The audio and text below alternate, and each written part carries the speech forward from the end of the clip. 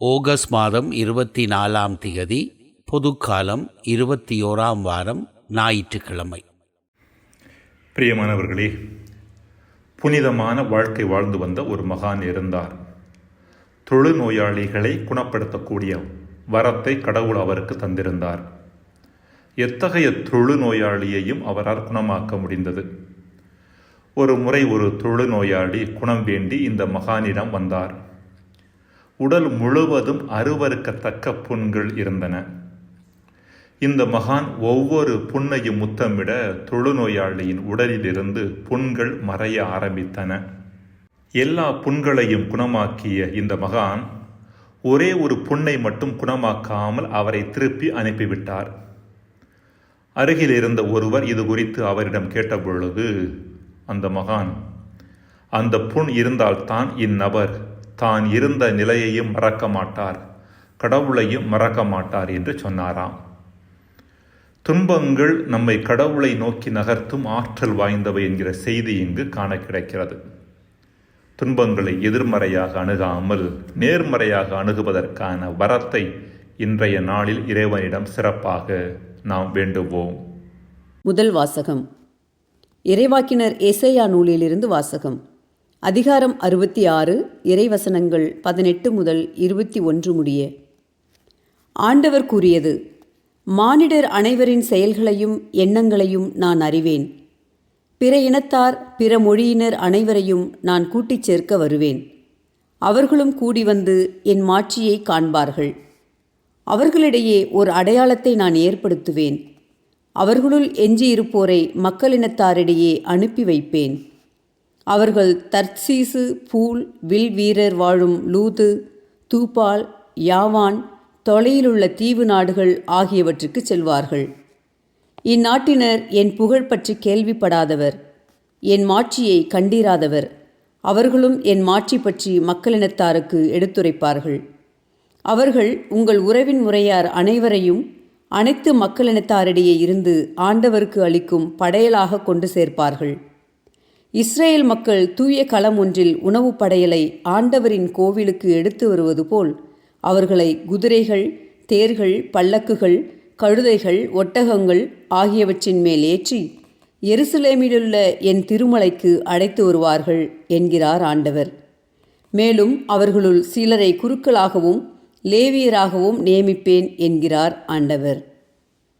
ஆண்டவரின் அருள்வாக்கு. இறைவா, உமக்கு நன்றி.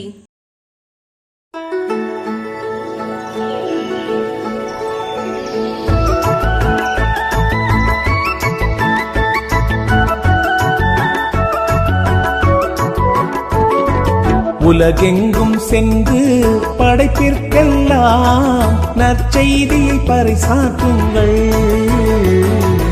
உலகெங்கும் சென்று படைப்பிற்கெல்லாம் நற்செய்தியை பறைசாற்றுங்கள். நற்செய்தியை பறைசாற்றுங்கள். பிற இனத்தாரே, நீங்கள் அனைவரும் ஆண்டவரை போற்றுங்கள். மக்களினத்தாரே, நீங்கள் அனைவரும் அவரை புகழுங்கள். உலகெங்கும் சென்று படைப்பிற்கெல்லாம் நற்செய்தியை பறைசாற்றுங்கள். உலகெங்கும் சென்று படைப்பிற்கெல்லாம் நற்செய்தியை பறைசாற்றுங்கள்.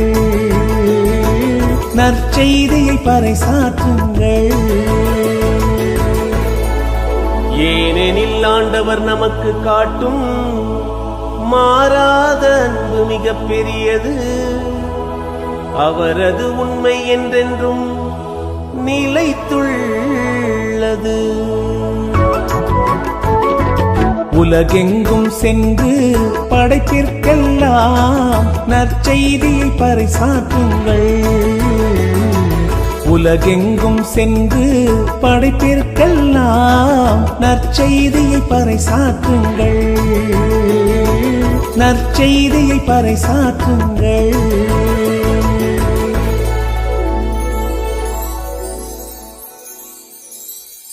இரண்டாம் வாசகம். எபிரேயருக்கு எழுதப்பட்ட திருமுகத்தில் இருந்து வாசகம். அதிகாரம் 12, இறை வார்த்தைகள் 5-7 மற்றும் 11-13 முடிய. சகோதரர் சகோதரிகளே, தம் பிள்ளைகளிடம் பேசுவது போல் இறைவன் உங்களுக்கு தந்த பின்வரும் அறிவுரையை நீங்கள் மறந்துவிட்டீர்கள். பிள்ளாய், ஆண்டவர் உன்னை கண்டித்து திருத்துவதை வேண்டாம் என தள்ளிவிடாதே. அவர் கண்டிக்கும் போது தளர்ந்து போகாதே. தந்தை தாம் ஏற்றுக்கொண்ட மக்களை தண்டிக்கிறார். ஆண்டவர் தாம் யாரிடம் அன்பு கொண்டிருக்கிறாரோ அவர்களை கண்டிக்கிறார். திருத்தப்படுவதற்காக துன்பங்களை தாங்கிக் கொள்ளுங்கள். கடவுள் உங்களை தம் பிள்ளைகளாக நடத்துகிறார். தந்தை தண்டித்து திருத்தாத பிள்ளை உண்டோ? இவ்வாறு திருத்தப்படுவது இப்போது மகிழ்ச்சிக்குரியதாயிராமல் துயரத்துக்குரியதாகவே தோன்றும். ஆனால் பின்னர் இவ்வாறு பயிற்சி பெற்றவர்கள் அமைதியையும் நேர்மையான வாழ்வையும் பயனாக பெறுவர். எனவே தளர்ந்து போன கைகளை திடப்படுத்துங்கள். தள்ளாடும் முழங்கால்களை உறுதிப்படுத்துங்கள். நீங்கள் நேர்மையான பாதையில் நடந்து கொள்ளுங்கள். அப்போதுதான் ஊனமாய் போன கால் மூட்டு பிசகாமல் குணமடையும். ஆண்டவரின் அருள்வாக்கு. இறைவா உமக்கு நன்றி. நற்செய்தி வாசகம். கிழக்கிலும் மேற்கிலும் வடக்கிலும் தெற்கிலும் இருந்து மக்கள் வந்து பந்தியில் அமர்வார்கள். லூக்கா எழுதிய தூய நற்செய்தியிலிருந்து வாசகம். அதிகாரம் 13 வசனங்கள் 22-30 வரை. அக்காலத்தில் இயேசு நகர்கள் ஊர்கள் தோறும் கற்பித்துக் கொண்டே எருசலேம் நோக்கி பயணம் செய்தார். அப்பொழுது ஒருவர் அவரிடம், ஆண்டவரே, மீட்பு பெறுவோர் சிலர் மட்டும்தானா என்று கேட்டார். அதற்கு அவர் அவர்களிடம் கூறியது, இடுக்கமான வாயில் வழியாக நுழைய வருந்தி முயலுங்கள். ஏனெனில் பலர் உள்ளே செல்ல முயன்றும் இயலாமற் போகும். வீட்டு உரிமையாளரே, எழுந்து கதவை திறந்துவிடும் என்று கேட்பீர்கள். அவரோ, நீங்கள் எங்கிருந்து வந்தவர்கள் என எனக்கு தெரியாது என பதில் கூறுவார்கள். அப்பொழுது நீங்கள், நாங்கள் உம்மோடு உணவு உண்டோம், குடித்தோம், நீர் எங்கள் வீதிகளில் கற்பித்தீரே என்று சொல்லுவீர்கள். ஆனாலும் அவர், நீங்கள் எவ்விடத்தாரோ எனக்கு தெரியாது, தீங்கு செய்வோரே, அனைவரும் என்னை விட்டு அகன்று போங்கள் என உங்களிடம் சொல்வார். ஆபிரகாமும் ஈசாக்கும் யாக்கோப்பும் இறைவாக்கினர் யாவரும் இறையாட்சிக்கு உட்பட்டிருப்பதையும் நீங்கள் புறம்பே தள்ளப்பட்டிருப்பதையும் பார்க்கும் பொழுது அழுது அங்கலாய்ப்பீர்கள். இறையாட்சியின் போது கிழக்கிலும் மேற்கிலும் வடக்கிலும் தெற்கிலும் இருந்து மக்கள் வந்து பந்தியில் அமர்வார்கள். ஆம், கடைசியானோர் முதன்மையாவார், முதன்மையானோர் கடைசியாவார். ஆண்டவரின் அருள்வாக்கு. கிறிஸ்துவே உமக்கு புகழ். அன்புக்குரியவர்களே, தமிழ் மூதாட்டி ஔவையாரால் இயற்றப்பட்ட செய்யுள் ஒன்றின் கருத்து இது. நாம் எவ்வளவுதான் வருந்தி அழைத்தாலும் வராதவை நம்மிடம் வரப்போவதில்லை. நம்மோடு ஒட்டி கொண்டவற்றை எவ்வளவுதான் போகச் சொல்லி கெஞ்சினாலும் அவை போகப் போவதில்லை. எனினும் இவற்றையெல்லாம் நினைத்து வருத்தப்பட்டு நெஞ்சை புண்ணாக்கிக் கொள்ளுவதே மாந்தர்களின் வேலையாகிவிட்டது. எல்லா மனிதர்களது வாழ்விலும் துன்பம் உண்டு. துன்பம் என்பவை நாம் விரும்புபவை நடக்காமல் இருப்பதும் நாம் விரும்பாதவை நடப்பதும் ஆகும். இத்தகைய காரியங்கள் எல்லா மனிதர்களது வாழ்விலும் உண்டு. துன்பங்கள் எல்லா மனிதர்களின் வாழ்வில் உண்டு என்றாலும் எல்லா மனிதர்களும் துன்பத்தின் மட்டில் சரியான பார்வையும் அணுகுமுறையும் கொண்டிருப்பதில்லை. துன்பங்கள் மட்டில் நாம் சரியான பார்வையும் அணுகுமுறையும் கொள்ளவில்லை எனில் அவை நம் வாழ்வின் மகிழ்ச்சியையும் வளர்ச்சியையும் அழித்துவிடக்கூடிய தன்மை வாய்ந்தவை என்பதை நாம் புரிந்து கொள்வது அவசியம். துன்பங்கள் நம் மகிழ்ச்சியையும் வளர்ச்சியையும் பாதிக்கின்றன என்று சொல்வதை விட அவற்றின் மட்டிலான நமது தவறான அணுகுமுறையும் பார்வையுமே நம் மகிழ்ச்சியையும் வளர்ச்சியையும் பாதிக்கின்றன என்று சொல்லலாம். ஆன்மீகத்தின் அடிப்படையான நோக்கங்களில் ஒன்று துன்பத்தின் மட்டிலான சரியான பார்வையை மானிடர்களுக்கு வழங்குவது. இன்றைய வாசகங்களில் இத்தகைய சரியான அணுகுமுறையையே நாம் பார்க்கின்றோம். 2ஆம் வாசகத்தில் எபிரேய நூலாசிரியர் துன்பங்கள் வழியாக இறைவன் நம்மை நல்வழிப்படுத்துகின்றார், பக்குவப்படுத்துகின்றார் என்கிற செய்தியை நமக்கு தருகின்றார்.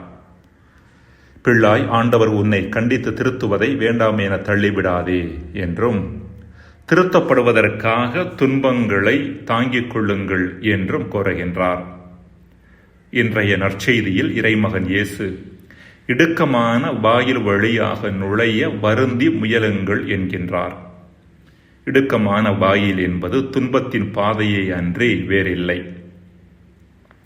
இன்றைய முதல் வாசகமானது இடுக்கமான வாயில் வழியை பயணித்த ஒரு குழுவினர் எவ்வாறு கடவுளின் கருவிகளாக மாறுவார்கள் என்பது குறித்து பேசுகிறது. எசாயா நூலை விவிலிய அறிஞர்கள் 3 பகுதிகளாக பிரிக்கின்றார்கள். எசாயா 1 முதல் 39 வரை உள்ள பிரிவுகள் தென்னாடான யூதா தீமையில் மூழ்கி பாபிலோனிய அடிமைத்தனம் என்கிற துன்பத்தை தன்மீதே வருவித்துக் கொண்டது குறித்து பேசுகின்றன. 40 முதல் 55 வரை உள்ள பிரிவுகள் பாபிலோனிய அடிமைத்தனத்தால் துன்பப்பட்டவர்களுக்கு ஆறுதல் தரும் பகுதியாக இருக்கின்றது. மூன்றாவதாக 56 முதல் 66 வரை உள்ள பிரிவுகள் இஸ்ரேல் மக்கள் தங்களின் தற்போதைய நிலையிலிருந்து மேலான நிலைமைக்கு திரும்புவார்கள் என்கிற நம்பிக்கை தரும் செய்தியை தாங்கி நிற்கின்றன. 3வது பகுதியிலிருந்து எடுக்கப்பட்டதே முதல் வாசகம். பாபிலோனிய அடிமைத்தனம் என்ற இடுக்கமான வாயில் வழியை பயணித்து தங்களையே தூய்மைப்படுத்திக் கொண்ட இஸ்ரேல் மக்களின் எஞ்சியவர்கள் கடவுளின் செய்தியை அவரை பற்றி கேள்விப்படாத இடங்களுக்கு எடுத்துச் செல்லக்கூடியவர்களாகவும் கடவுளின் குருக்களாகவும் லேவியர்களாகவும் திகழ்வார்கள் என்று கடவுள் கூறுவதாக எசாயா எடுத்துரைக்கின்றார். வழக்கமாக மனிதர்களாகிய நாம் துன்பங்கள் நம் மகிழ்ச்சிக்கு தடையாக இருக்கின்றன என்று எண்ணி அவற்றை தள்ளி வைப்பதிலேயே குறியாக இருக்கின்றோம். ஆனால் கொஞ்சம் கூர்ந்து நோக்கினோம் என்றால் இந்த உலகில் வளர்ச்சி என்ற ஒன்று நடப்பதும் பல மனிதர்கள் முதிர்ச்சியாக மாறுவதும் துன்பங்களாலேயே. துன்பம் இல்லாத உலகில் வளர்ச்சியும் இருக்காது, முதிர்ச்சியும் இருக்காது. எனவேதான் எபிரேய நூலாசிரியர் திருத்தப்படுவது இப்பொழுது மகிழ்ச்சிக்குரியதாக இராமல் துயரத்திற்குரியதாகவே தோன்றும். ஆனால் பின்னர் இவ்வாறு பயிற்சி பெற்றவர்கள் அமைதியையும் நேர்மையான வாழ்வையும் பயனாக பெறுவர் என்று சொல்லுகின்றார். இறைமகன் இயேசு இடுக்கமான வாயில் வழியாக வருந்தி நுழைய வேண்டும் என்று நமக்கு சொல்வதற்கான காரணம், இடுக்கமான வழி வாழ்வுக்கும் அகன்ற வழி அழிவுக்கும் இட்டுச் செல்லும் என்பதாலேயே. மத்தேயு 7:13 மற்றும் 14 வசனங்கள். அன்புக்குரியவர்களே, துன்பங்களை பொறுத்தளவில் பிரச்சனை என்னவென்றால், துன்பங்கள் தம்மிலே நம்மை நல்லவர்களாகவோ முதிர்ச்சியானவர்களாகவோ ஆக்கிவிட முடியாது என்பதுதான். அதாவது துன்புறும் அனைவரும் தங்கள் துன்பத்தின் உதவியோடு தங்களை உயர்த்தி கொள்ளுகிறார்கள் என்று சொல்லிவிட முடியாது. எனக்கு மட்டும் ஏன் இவ்வளவு துன்பம், ஏன் எனக்கு மட்டும் இப்படியெல்லாம் நடக்கிறது என்று புலம்புகிற மனிதர்கள் தங்களது வாழ்வை இன்னும் அதிகமாக நரக வாழ்வாகத்தான் மாற்றிக்கொள்ளுகிறார்கள். இதற்கு மாறாக துன்பங்களின் போது நம்மையே சுய ஆய்வு செய்து கொள்வதும் துன்பங்களின் பின்னணியில் இறைவனை இன்னும் அதிகமாக பற்றிக் கொள்வதுமே நம் வாழ்வை உயர்த்த வல்லவையாக இருக்கின்றன. எனவேதான் துன்பங்கள் மட்டில் சரியான பார்வை கொள்ள வேண்டும் என்கிற கருத்தை எபிரேய நூலாசிரியர் வெளிப்படுத்துகின்றார். அதாவது துன்பங்களை கடவுளது அன்பின் வெளிப்பாடாகத்தான் நாம் அணுக வேண்டுமே ஒழிய அவரது கோபத்தின் வெளிப்பாடாக அணுகக்கூடாது என்கிற செய்தியை 2ஆம் வாசகத்தில் வலியுறுத்துகின்றார். மன்றாடுவோமாக. இறைவா, எம் துன்ப வலிகளின் உதவியோடு எம் வாழ்வின் வழிகளை கண்டுகொள்ள எமக்கு வரம் தாரும். ஆமென்.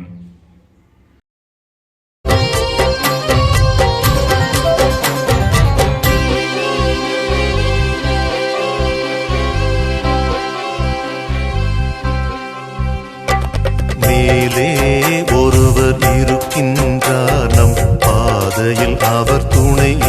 இருக்கின்றார்.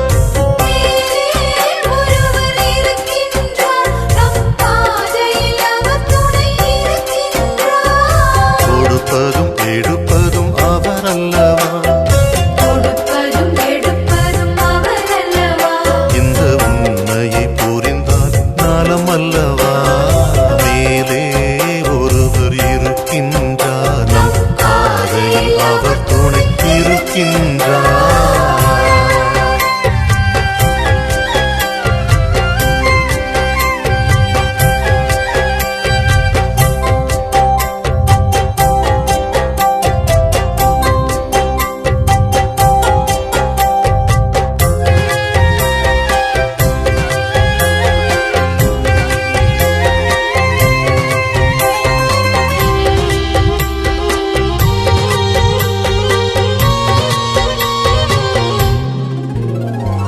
கேட்பது நமது கடமை, கொடுப்பது அவரது உரிமை.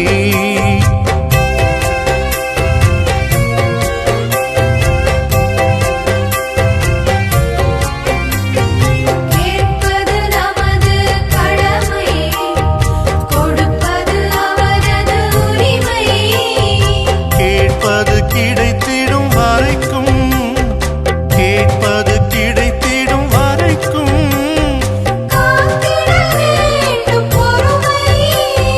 காத்திடல் வேண்டும் பொறுமை.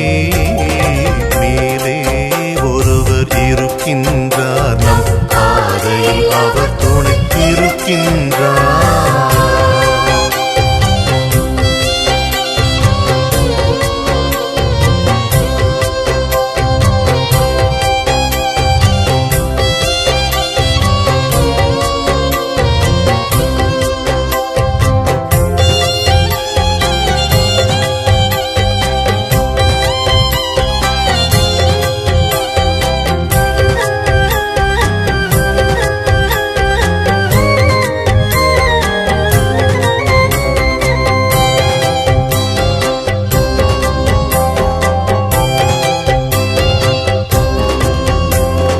யாருக்கு எதை கொடுப்பதென்றும், எப்போது அதை கொடுப்பதென்றும்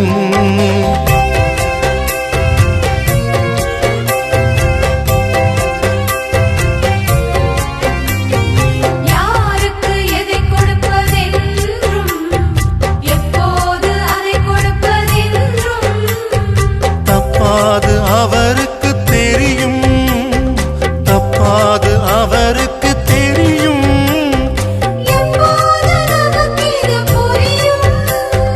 எப்போது நமக்கிது புரியும். மேலே ஒருவர் இருக்கின்றார், நம் பாதையில் அவர் துணை இருக்கின்றார்.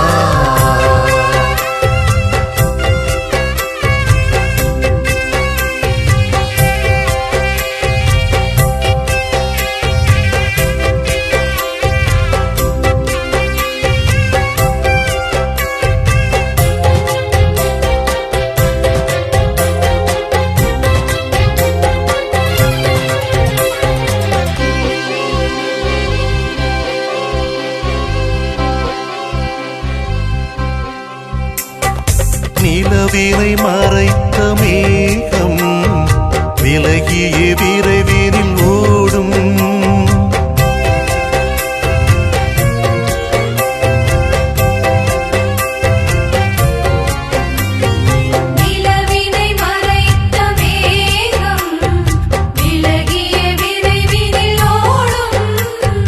வாழ்க்கையில் எதிர்கொள்ளும் சோகம், வாழ்க்கையில் எதிர்கொள்ளும் சோகம்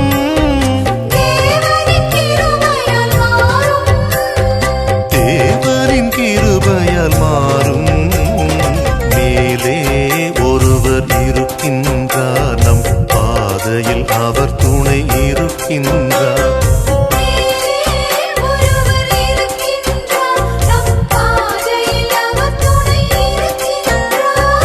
கொடுப்பதும் எடுப்பதும் அவர் அல்லவா,